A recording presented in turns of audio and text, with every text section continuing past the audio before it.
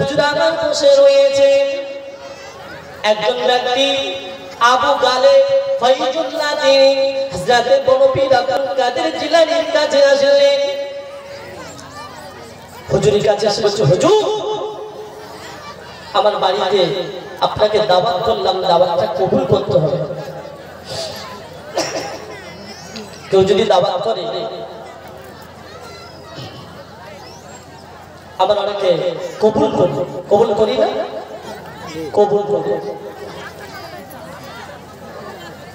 তো আবু গালেব তিনি হুজুরের কাছে এসে বলছে, হুজুর আপনার যদি কদম মোবারক যদি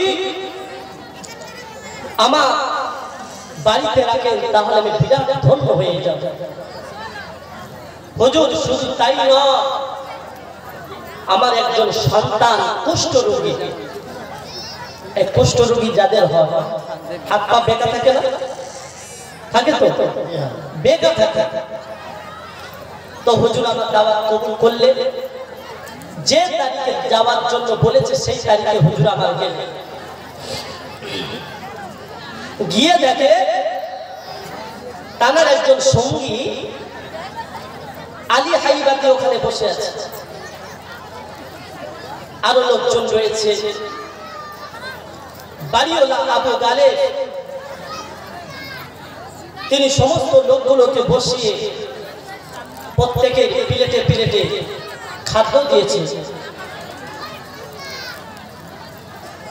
এমন সময় বড় একটা ঢাকনা যুক্ত একটা পাত্র এনে হুজুরের সম্মুখে বসিয়েছে।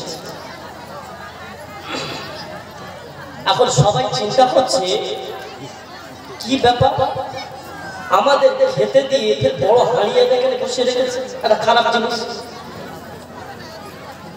তো হযরতে বড় পীর আব্দুল কাদের জিলানী হুজুর বসে রয়েছে বলে কেউ কিছু আর বললেন না।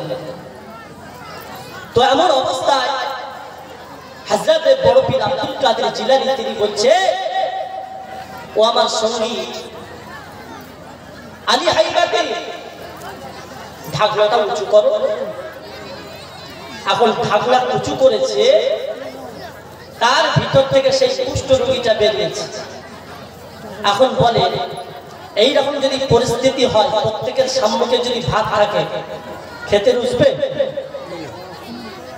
খেতে রুজবে? রুজবে না, একটু কষ্ট বোধ হবে।